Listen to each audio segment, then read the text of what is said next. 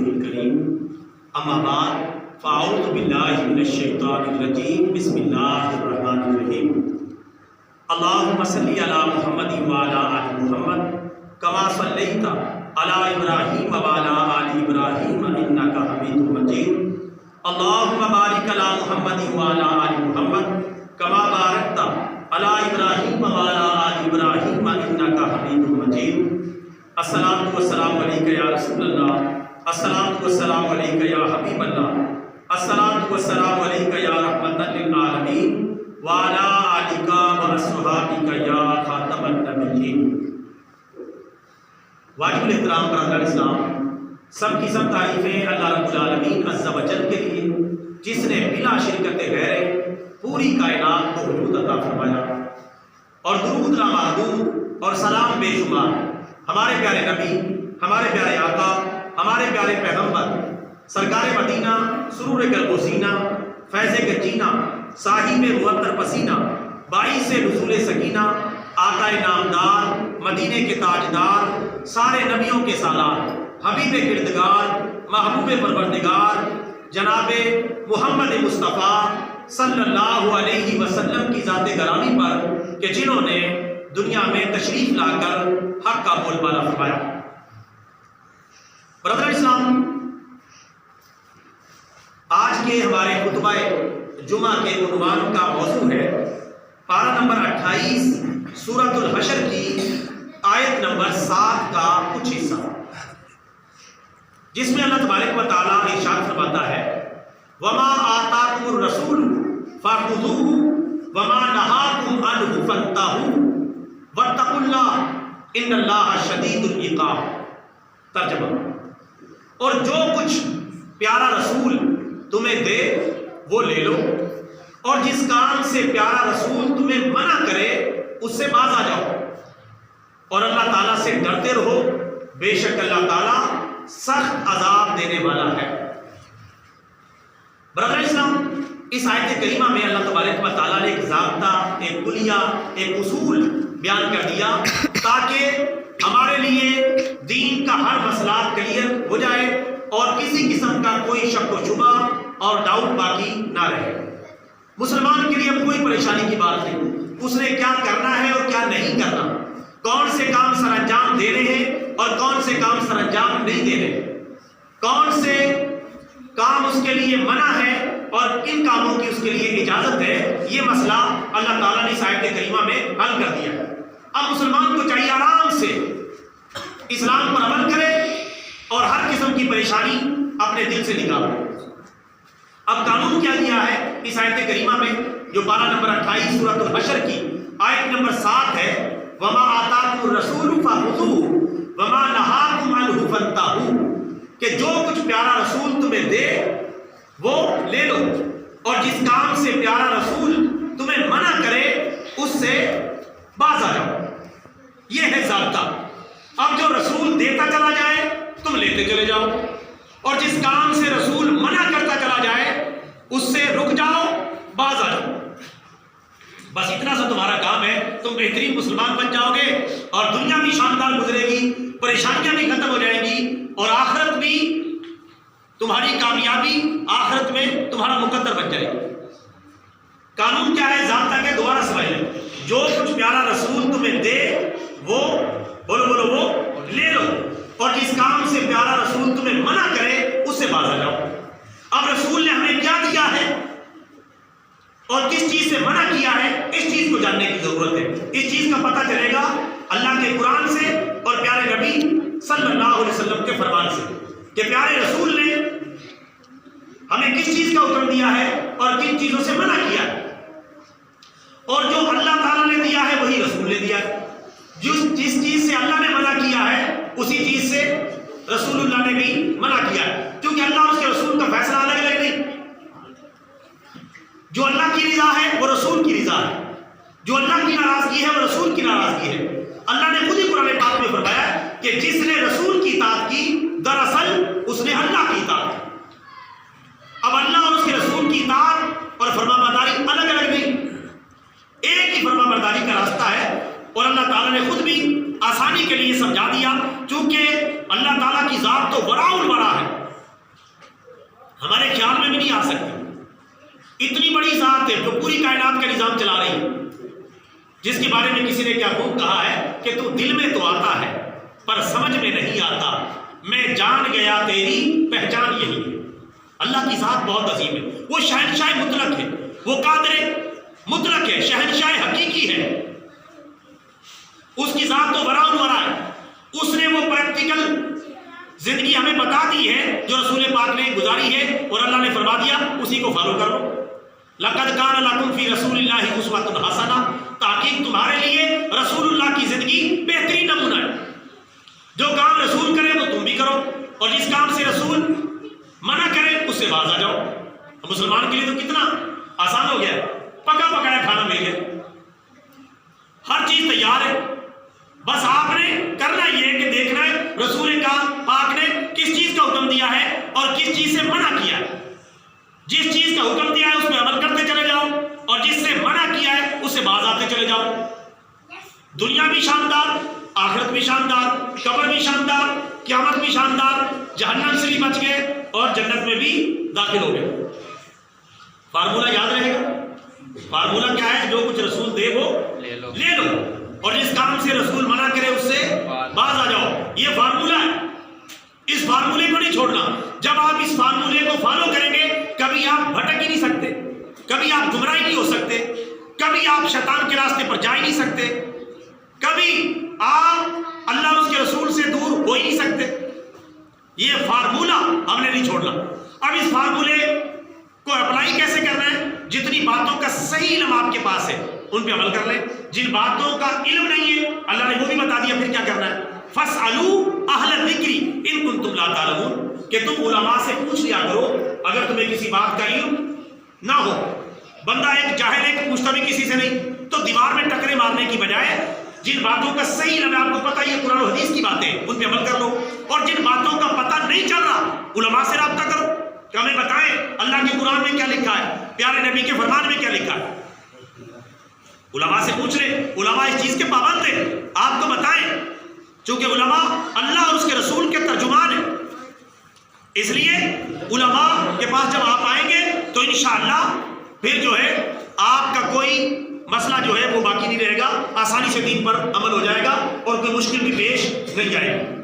اب یہ ضابطہ جب آپ نے سمجھ لیا، اب ہمارے پاس علماء کے پاس لوگ اس کام کے لیے نہیں آتے، اور کاموں کے لیے آتے ہیں، یہ مسئلہ حل کروا دو، یہ کروا دو، یہ تعویذ، یہ گنڈا، یہ دم، یہ مسئلہ ہے، ساس سیدھی کروا دو، بہو سیدھی کروا دو۔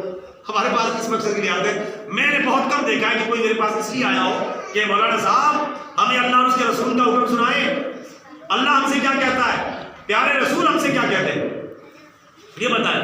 ایک دفعہ میں ایک جگہ بیان کرنے کے لیے گیا تو وہاں ایک بندہ مجھے کہنے لگا کہ مفتی صاحب آپ نے ایسا کرنا ہے، جو کچھ صحیح بات ہے آپ نے وہ کرنی، جو کچھ صحیح بات ہے ہمارا لحاظ نہیں رکھنا، ہمیں برا لگے اچھا لگے نو پرابلم، یار کم از کم یہ تو پتا چلے ہمیں اللہ کیا کہہ رہا ہے اور پیارے رسول اللہ کیا کہہ رہے ہیں۔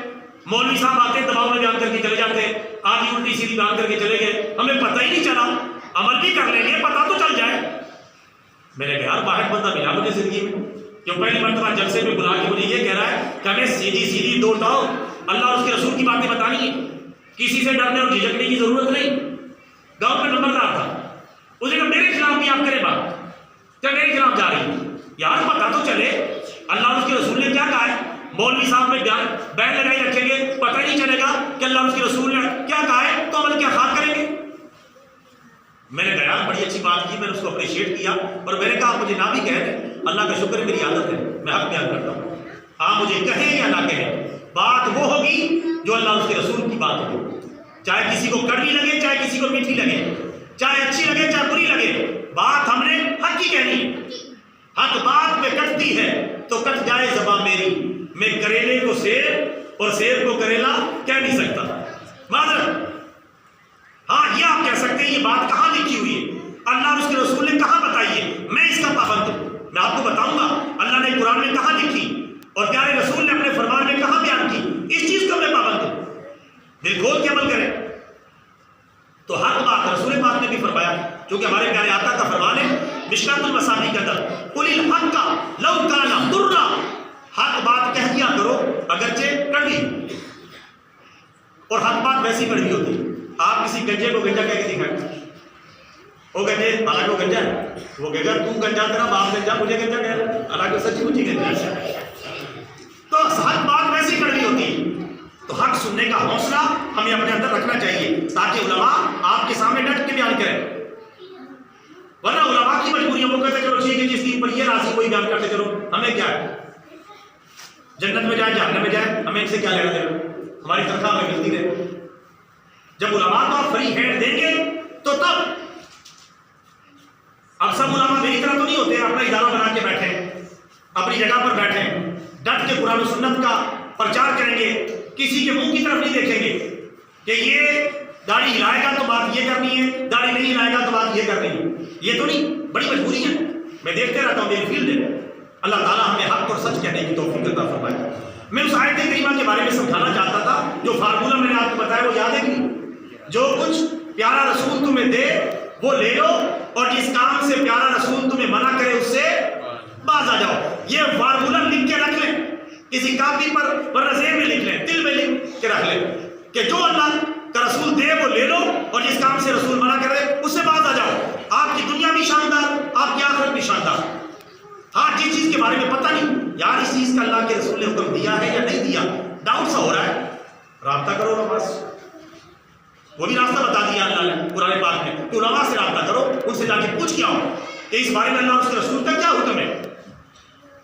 خوشی غمی کا موقع ہے, کوئی اور موقع ہے, جس چیز کا پتہ نہیں چل رہا کہ حلال ہے حرام ہے جائز ہے ناجائز ہے غلط ہے صحیح ہے, پوچھ لو علماء سے. پوچھنے کی بجائے اب تو علماء کو بھی کام ملوث کرنے کی کوشش کرتے ہیں, آپ بھی آ جائیں اور چپ کر کے بیٹھے رہیں. اچھا اب میں تھوڑی سی اس کی وضاحت کر دیتا ہوں. اب اللہ کے رسول نے کس چیز کا حکم دیا ہے؟ اللہ کے رسول نے اللہ کا تعارف کروایا, اللہ کی یہ تعریف ہے. اللہ کا تعارف کس نے دیا؟ رسول نے دیا. جس طرح رسول نے تعارف کروایا اس طرح اللہ کو مان لو. اس قرآن پاک کا تعارف کس نے کروایا؟ رسول اللہ نے کروایا. اس قرآن پاک کو اللہ کا کلام کس نے ڈکلیئر کیا؟ رسول پاک نے. انہوں نے ہمیں بتایا کہ اللہ کا کلام ہے, ان پر نازل ہوا. تو جیسے یہ کلام ہے اس کو ویسے ہی مان لو. یہ رسول کی بات آپ نے لے لی, تیری ہی زبان سے سنا یا محمد, ورنہ ہم کیا سمجھتے خدا کون ہے؟ ہمیں تو خدا کا تعارف ہی نہیں تھا, رسول پاک نے تعارف کروایا. اسی طرح رسول پاک نے کلمہ دیا, لے لو. نماز دی, لے لو. روزہ دیا, لے لو. زکات دی, لے لو. حج و عمرہ دیا, لے لو. حلال حرام کا فلسفہ دیا, لے لو. اچھے اخلاق دیے, لے لو. دین کے بہت سارے معاملات دیے, وہ لے لو. جہاد فی سبیل اللہ دیا, لے لو. ارکان اسلام دیے, لے لو. ارکان ایمان دیے, لے لو. بے شمار اچھی اچھی باتیں آپ نے امت کو دی, وہ سب لے لو. اور جس کام سے منع کیا ہے اس سے باز آ جاؤ. جتنے بھی ممنوع کام ہیں ان سے باز آ جائے.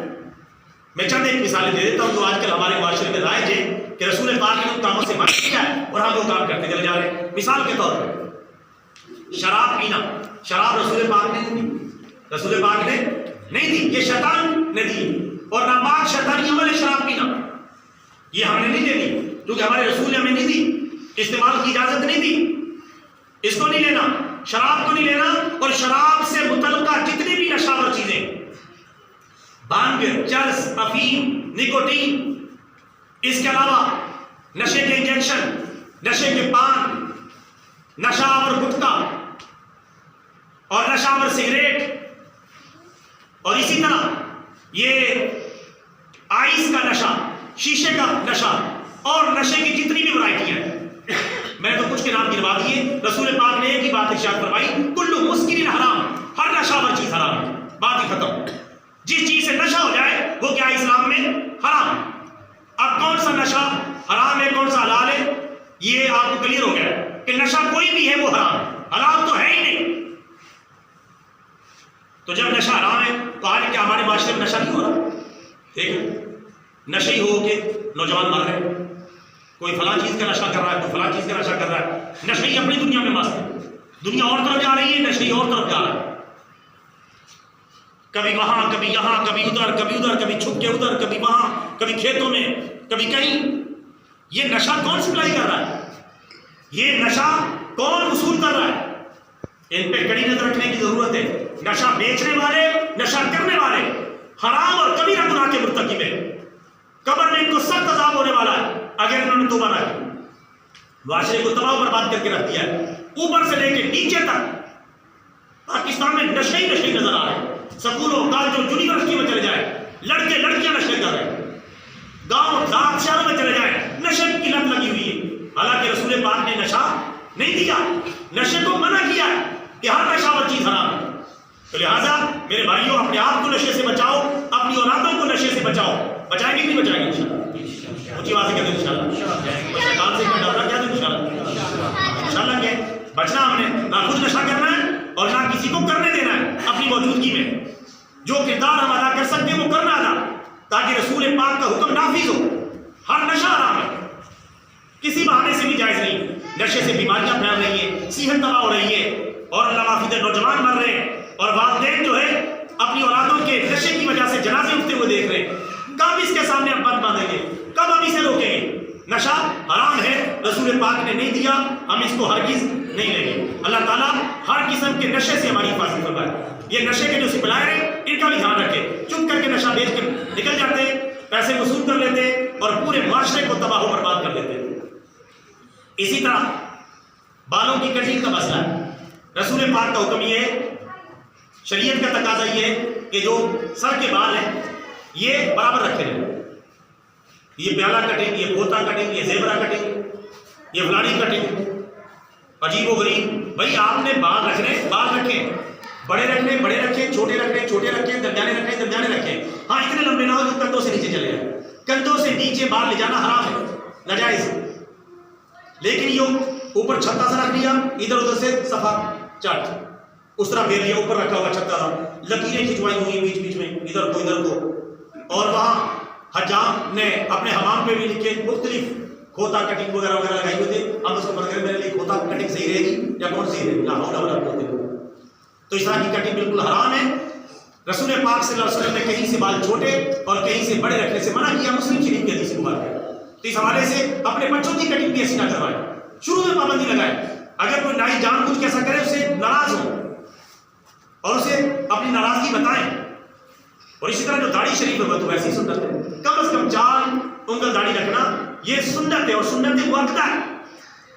اسے لمبی رکھ کے آپ کی مرضی, نہ رکھ کے آپ کی مرضی, کم از کم 4 انگل. داڑھی بالکل مونڈ دینا اور بالکل کاٹ دینا یا 4 انگل سے بھی کم رکھنا یہ ناجائز اور گناہ ہے.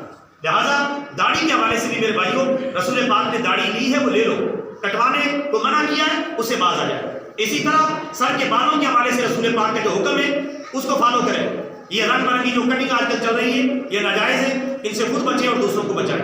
اسی طرح تیسری چیز, میں چند ایک مثالیں دے رہا ہوں ورنہ فارمولہ وہی ہے. فارمولہ آپ نے نہیں بھولنا. کیا فارمولہ ہے؟ جو کچھ رسول دے وہ لے لو اور جس کام سے رسول منع کرے اس سے باز آ جاؤ. ظاہر ہے کہ میں ساری چیزیں تو نہیں بیان کر سکتا یار, جتنی چیزیں رسول پاک نے دی میں سب یہاں بیان کر دوں, اور جتنے کاموں سے منع کیا میں سب آپ کو بتا دوں. یہ تھوڑے سے ٹائم میں ممکن نہیں, میں اشارے کر رہا ہوں, باقی چیزوں کو آپ خود ہی ان پر قیاس کر لیں. اسی طرح یہ رنگ برنگے چھلے مردوں کا پہننا, لوہے کی انگوٹھی, سلور, پیتل, ایلومینیم, دھات, لوہا, ان کی انگوٹھیاں پہننا, چھلے پہننا, کانوں کے اندر مردوں کا بالیاں پہننا, لاکٹ پہننا ناجائز اور حرام. مرد کے لیے صرف چاندی کی ایک انگوٹھی کی گنجائش ہے, وہ بھی اگر پہننا چاہے, حکم نہیں ہے کلاس بھی پہنے, گنجائش ہے 4.25 ماشے کی ایک انگوٹھی. سونا پہننا مرد کے لیے حرام ہے. جو دنیا کے اندر سونا پہنے گا اور ریشم پہنے گا مرد, اس کو آخرت میں یہ چیزیں نہیں ملے گی, گناہ علیحدہ سے ملے گا, عذاب علیحدہ سے ہوگا. مردوں کے لیے دونوں چیزیں ناجائز ہیں اور عورتوں کے لیے دونوں چیزیں جائز ہیں. عورتیں سونا بھی پہن سکتی ہیں, ریشمی کپڑے بھی پہن سکتی ہیں. مرد نہ ریشمی کپڑا پہن سکتا ہے اور نہ ہی سونا پہن سکتا ہے. رسول پاک صلی اللہ علیہ وسلم کا حکم اس بارے میں واضح ہے کہ یہ دونوں چیزیں میری امت کے مردوں کے لیے حرام ہیں اور میری امت کی عورتوں کے لیے حلال ہیں. لہٰذا اس طرح کے چھلے, انگوٹھیاں, اور اس میں یہ کوئی بہانہ نہیں, اس میں عقیق لگا ہوا ہے, اس میں موٹا سا عقیق لگا ہوا ہے, اس عقیق کا یہ کارنامہ ہے, اس عقیق کا یہ کارنامہ ہے, سب بکواس, مکمل جھوٹ. یہ عقیق کا کوئی کارنامہ ہو سکتا ہے, یہ عقیق کو رزق دے سکتا ہے, کوئی نوکری لگوا سکتا ہے, کوئی رزق لا سکتا ہے, سب جھوٹ. ان عقیقوں کا ان باتوں سے کوئی لینا دینا. وہ پتھر ہے, اور پتھر کے نام سے عقیدے گڑھ لیے, یہ سب ناجائز ہے. لہذا اور اسی طرح جی میں یہ انگوٹھی لے کے داتا صاحب سے لے کے آیا ہوں, میں بابا فرید سے لے کے آیا ہوں, میں بابا بلے شاہ سے لے کے آیا ہوں. بھائی جہاں سے مرضی لے کے آئے, شریعت دیکھ لی. شریعت کیا ہے؟ آپ مکہ مدینہ کی اگر لوہے کی انگوٹھی پہنیں گے وہ بھی ناجائز ہے. ہمارا دین آفاقی ہے. مکہ مدینہ میں بھی وہی دین ہے, لاہور کراچی اسلام آباد میں بھی وہی دین ہے, اور ہمارے رائے گڑھ میں بھی وہی دین ہے. دین ایک ہی میرے بھائیوں, قرآن و سنت ایک ہی ہے. لہٰذا یہ کہ میں فلانی جگہ سے انگوٹھی لے کے آیا ہوں, فلانی جگہ سے لے کے آیا ہوں, یہ چھلا فلانی جگہ سے لے کے آیا ہوں. بعض بھائی نے چھلے اس لیے پہنے ہوتے ہیں, ہم کانوں کے اندر وہ کچھ دانے سے بچ جاتے ہیں, ان کے ختم کرنے کے لیے میں نے چھلا پہنا ہوا. بالکل ناجائز. انگوٹھی یا چھلے کے پہننے سے اس بیماری کا کیا تعلق؟ کوئی لینا دینا نہیں. جاہلوں نے جہالت پھیلائی اور لوگوں نے اس کو پہننا شروع کر دیا. وہ اللہ کی طرف سے ویسے دور ہو جاتی ہے. آپ دم کروا لیں سنت طریقے کے مطابق, لیکن اس چھلے کا اس بات سے کوئی تعلق نہیں. لہٰذا اس سے اپنے آپ کو بچائیں. اسی طرح کہ میں ایک چوتھی مثال بھی دے دیتا ہوں. مثال کے طور پہ نجومی. آج کل جب بھی ہمارا کوئی معاملہ بگڑتا ہے, ہم کدھر بھاگتے ہیں؟ نجومیوں کے پاس. نجومی سے پوچھو جا کے چوری کیسے ہوئی ہے, یہ معاملہ کیسے ہوا ہے, ہمارے پیسے کیسے گم ہو گئے, نجومی سے جا کے پوچھو. حالانکہ رسول پاک صلی اللہ علیہ وسلم نے فرمایا جو آدمی کسی نجومی کے پاس گیا اور اس سے جا کے غیب کی بات پوچھی, اس نے اس دین کا انکار کر دیا جو دین میں لے کے آیا. مشکات المصابیح کی حدیث مبارکہ ہے. اور ایک حدیث مبارکہ ہے جو بندہ کسی نجومی کے پاس گیا اور اس کی غیب کی باتوں کی جا کے تصدیق کی, اس کی 40 رات کی نمازیں قبول نہیں. لو ہم جا رہے تھے اس سے اپنی گمی ہوئی چیز وصول کروانے کے لیے, الٹا ہمارے ایمان کا بیڑا غرق ہو رہا ہے. کبھی کسی نجومی کے پاس نہ جائیں, کبھی کسی جعلی بابے پیر کے پاس نہ جائیں. اگر کوئی مسئلہ ہے دعا کروائیں علماء سے دعا کروائیں. نقلی بابے, جعلی بابے, بادشاہ, چرسیا, بڑے ادھر ادھر دائیں بائیں بیٹھے ہوئے ہیں, سب لٹیرے, پیشہ ور, قرآن و سنت سے دور, بھنگی, چرسی. ان کے پاس دم کروانے کے لیے جانا حرام, ان سے رابطہ کرنا حرام, ان کو پیسے دینا حرام, ان سے تعلق رکھنا حرام. رسول پاک نے اتنی بات فرما دی کہ اس نے اس دین کا انکار کر دیا جو دین میں لے کے آیا ہوں. اللہ معاف فرمائے, بھنگی چرسیوں کے پاس پتہ نہیں ہم کیا ڈھونڈتے پھر رہے ہیں. اللہ کا قرآن یہاں ہے, پیارے نبی کا فرمان آپ کو جہاں مل رہا ہے, ہر چیز واضح ہے, پھر بھی جا کے پتہ نہیں بابا اپنی کرنی والا ہے. سب میرے بھائی یہ جھوٹ ہے. ادھر ادھر جانے کی بجائے اللہ کے قرآن سے رابطہ کریں اور پیارے نبی کے فرمان سے رابطہ کریں. نہ پتہ چلے تو علماء سے رہنمائی حاصل کر لیں. ان نجومیوں کے پاس جانا یہ آج کل یہ بڑا ہے. ہاتھ کی لکیریں کیا کہتی ہیں؟ سب بکواس. ہاتھ کی لکیریں کچھ نہیں کہہ رہی آپ کی قسمت کے بارے میں. یہ ستارے کیا کہتے ہیں, یہ برج کیا کہتے ہیں, آپ کا ہفتہ کیسے گزرے گا. اور بعض لوگ تو جب شادی کرتے اپنے بچے اور بچیوں کے ستارے ملاتے پھرتے ہیں. ستارے ملاؤ, لا حول ولا قوت الا باللہ. مسلمان کا ایمان یہاں تک بڑا غلط ہو چکا ہے. ستارے ملاتے پھر رہے ہیں, ستارے ملاؤ, برج ملاؤ, حالانکہ ستاروں کا تقدیر سے کوئی تعلق نہیں. علامہ اقبال نے فرمایا تھا ستارہ کیا میری تقدیر کی خبر دے گا, جو خود فراخی افلاک میں ہے خار و زمین, جو خود اللہ کے حکم کا پابند ہے, کبھی ادھر جا رہا ہے کبھی ادھر جا رہا ہے, اس نے میری تقدیر سے کیا لینا دینا. اور ہم ستاروں سے تقدیریں مانگتے پھر رہے ہیں, میرا ستارہ مل رہا ہے نہیں مل رہا. ستارے کے بارے میں, برجوں کے بارے میں, قسمت کے بارے میں حال پوچھتے پھر رہے ہیں. میری قسمت, غیب کا علم کس کے پاس ہے؟ اللہ کے پاس, یا اللہ کے بتانے کے مطابق رسولوں کے پاس. جتنا اللہ نے بتایا اتنا اللہ کے رسولوں کے پاس ہے. اور باقی نجومیوں کا غیب کی باتوں سے کیا تعلق. اور اللہ معافی دے پیچھے پیچھے بھاگے پھر رہے ہیں. چوری ہوئی ہے بستی سلامت پورہ میں, رائے گڑھ میں بیٹھا ہوا نجومی بتائے گا کہ چوری کس نے کی. یہ غیب کا علم ہے کہ نہیں؟ یہ غیب کا علم ہے, جھوٹ ہے. اس کو کیسے پتا؟ وہ کسی نہ کسی پر الزام لگا دے گا اور پھر گھر میں لڑائیاں کھڑی کر دے گا. اور اس طرح کے ہم تو پاگل ہیں. اس طرح کے جب فوجی کتے آئے تھے چوریاں ڈھونڈنے کے لیے, یاد ہے کبھی کتوں کے پیچھے بھاگتے پھر رہے. کتا جدھر جائے گا ادھر ادھر جانا ہے. کتا سونگتا جا رہا ہے, بندے 4 ٹانگوں والے آگے آگے 2 ٹانگوں والے پیچھے. اللہ حول ولا قوت الا باللہ. یہ ہماری حالت گر گئی. کافروں نے جو سسٹم شروع کیا اس کو اڈاپٹ کر لیا, چاہے وہ غلط ہے چاہے صحیح ہے. یعنی اللہ معافرہ بندے پیچھے بھاگ, کتا جہاں جا کے رک گیا بس اس بندے کی شامت آ گئی.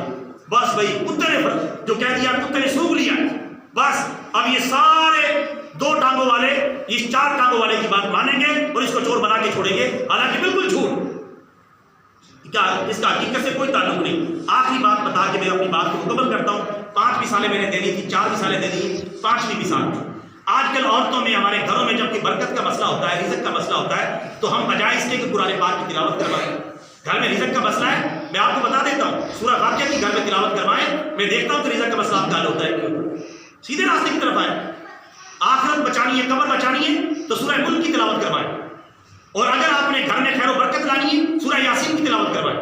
اور یہ 72 73 آج کل یہ بڑا چل رہا ہے 72 دفعہ پڑھاؤ، سب جھوٹ، کوئی 72 73 نہیں، ایک دفعہ پڑھے، 2 دفعہ پڑھے، 3 دفعہ پڑھے، کتنی آسانی سے پڑھ سکتے ہیں۔ ہمارے پاس آتے رہتے ہیں مدرسے میں، قاری صاحب 72 دفعہ پڑھ گئی، چاہوں میں 4 گھنٹے لگ جائے، 72 مرتبہ یہ پڑھ کے چھوڑنی، پتہ نہیں کہاں سے سیکھ کے آتا ہے بھائی 72 کا لفظ آپ کو کس نے بتایا؟ ایک دفعہ پڑھے، 2 دفعہ پڑھے، کتنی آسانی کے ساتھ پڑھ سکتے ہیں، وہ پڑھے، انشاءاللہ خیر و برکت آ جائے گی۔ اگر آپ کے گھر میں جنوں کا مسئلہ ہے، سیب کا مسئلہ ہے، گھر میں کوئی ٹونے ٹوٹکے ہوتے رہتے ہیں، اس طرح کے معاملہ چل رہے، سورۃ البقرہ کی تلاوت شروع کروائیں، پہلی بات تو خود کریں یا اپنی فیملی سے کروائیں، نہیں ہے تو پھر علماء سے کروا لیں یا بچوں سے، مدارس کے بچے ان کو بلوا کے کروا لیں، جو طریقہ اصل۔ اسی طرح رزق کا مسئلہ ہے، روزگار نہیں مل رہا، نوکری نہیں مل رہی، ملازمت نہیں مل رہی، مسلسل سورہ واقعہ کی تلاوت شروع کروا دیں گھر میں، انشاءاللہ رزق کے دروازے کھلنا شروع ہو جائیں گے اور آپ کو مختلف جگہ سے آفر آنی یا کوئی نہ کوئی راستہ نکلنا شروع ہو جائے گا۔ یہ میں سریعام بتا رہا ہوں آپ کو صحیح چیزیں، یہ کوئی چھپ چھپ کے بتانے والی نہیں۔ سورہ واقعہ کی تلاوت، کاروبار میں چلنا ٹھپ ہو گیا ہے، سورہ واقعہ کی تلاوت کروائیں، نہیں کرنی آتی علماء کو بلا کے کروا لیں، مدارس کے بچوں کو بلا کے کروا لیں، تو یہ طریقہ بھی ٹھیک ہے۔ لیکن ہم کرتے کیا ہے؟ جب خیر و برکت کا مسئلہ کھڑا ہوتا ہے، ہم پڑھتے ہیں بی بی فاطمہ کا معجزہ، چٹ پٹ بی بی کی کہانی، 10 بیویوں کی کہانی، حضرت علی کا معجزہ، حضرت فاطمہ کا معجزہ۔ حالانکہ میرے بھائیوں یاد رکھیں، میں اللہ کے قرآن پہ ہاتھ رکھ کے کہہ رہا ہوں، حضرت علی کا معجزہ پوری کہانی جھوٹ ہے، حضرت فاطمہ کا معجزہ پوری کہانی جھوٹ ہے، 10 بیویوں کی کہانی پوری کہانی جھوٹ ہے۔ اس میں دیکھنے سے کیا لکھا ہوا ہے؟ پڑھ تو لیا کرے کبھی، ہم تو دن رات ان کو پڑھتے ہیں۔ اور اللہ کے بندوں اتنی بڑی بات تو ہر مسلمان کو پتا ہے، معجزہ کس کا ہوتا ہے؟ اللہ کے نبی کا۔ حضرت علی کی شان سبحان اللہ بہت اونچی ہے، لیکن حضرت علی اللہ کے نبی نہیں ہے۔ حضرت فاطمہ کی شان سبحان اللہ، حضرت فاطمہ کی عزت و آبرو ہمارے سر کا تاج ہے، ہم ان سے شدید محبت کرتے ہیں، لیکن حضرت فاطمہ کوئی اللہ کی نبی تو نہیں جن کا معجزہ ہوتا۔ پھر میرے پاس ادھر رکھے وہ چٹ پٹ بی بی کا معجزہ، چٹ پٹ بی بی کی کہانی، اللہ معاف، چٹ پٹ بی بی کہاں سے آ گئی؟ عجیب و غریب قصے کہانیاں ان کو پڑھا رہے ہیں، برکت خاک ہو نہیں، جو برکت تھوڑی بہت رہ گئی ہے اس کا بھی بیڑا گرک ہوگا۔ اللہ کے بندو، اللہ کا قرآن ہوتے ہوئے آپ کہانیاں پڑھوا رہے ہیں، شرم سے ڈوب مرنا چاہیے۔ اللہ کی کتاب ہمارے درمیان موجود ہے اور ہم جھوٹے قصے کہانیاں برکت کے لیے اپنے گھروں میں پڑھوا رہے ہیں، اور پھر عورتیں مانتی نہیں، ضدی بہت ہے، اڑیل بہت ہے۔ اور میں نے شوہروں کو دیکھا ان کے غلام بنے ہوئے، جو بیوی نے کہہ دیا بس کہہ دیا، شوہر بس بچے ڈھونڈتا پھرے گا آ کے یہ معجزے پڑھ لو، ہم سے پڑھوا لو۔ میرے پاس بھی آتے رہتے ہیں کہ بھائی جائے اپنا کام کریں، قرآن کی تلاوت کروائیں تو ہم حاضر ہیں، لیکن یہ بیوی کی کہانی، 10 بیوی کی کہانی، فلانی بیوی کی کہانی، یہ کہاں سے آپ نے نکالی؟ سب جھوٹی کہانیاں ہیں۔ تو میرے بھائیوں ان جھوٹی کہانیوں کو پڑھوانے کی بجائے قرآن کی تلاوت کروائیں، اور جس مقصد کے لیے تلاوت کروانی ہے میں نے ان صورتوں کے نام بھی بتا دیے۔ اسی طرح اللہ معاف فرمائے، کچھ لوگ یہ سمجھتے ہیں بی بی پاک دامن لاہور ہے، یہ کوئی حضرت علی کی اولاد میں سے، حضرت فاطمہ کی اولاد میں سے، سب جھوٹ۔ کوئی اللہ کی نیک بندی ہوگی، اس کا مزار بن گیا اس طرح، ان کا اہل بیت سے کوئی تعلق نہیں، اپنے پاس سے باتیں گھڑی اور پھیلا دی۔ تو میرے بھائیوں قانون وہی یاد رکھنا ہے، فارمولہ وہی یاد رکھنا ہے۔ آخر میں وہ فارمولہ دہرا دے تاکہ مجھے تسلی ہو جائے کہ آپ کو بات سمجھ میں آ گئی ہے۔ فارمولہ کیا ہے؟ جو کچھ پیارا رسول تمہیں دے وہ لے لو، اور اس کام سے پیارا رسول تمہیں منع کرے اسے باز آ جاؤ۔ یہ قرآن پاک رسول نے دیا نہیں دیا؟ بولو، یہ قرآن پاک اللہ کی کتاب رسول نے دی نہیں دی؟ مجھے بتائیں، یہ چٹ پٹ بی بی کی کہانی، 10 بیویوں کی کہانی، حضرت فاطمہ کا معجزہ، معجزے پڑھوا لو، معجزے پڑھوا لو، یہ رسول پاک نے کہانی کہاں لکھا ہوا ہے؟ چھوڑ دو، جو کچھ ہو گیا ہے ہو گیا ہے، اب چھوڑ دو، سیدھے راستے کی طرف آ جاؤ۔ اللہ تعالیٰ ہم سب کو عمل کی توفیق عطا فرمائے۔ وما علینا الا البلاغ المبین۔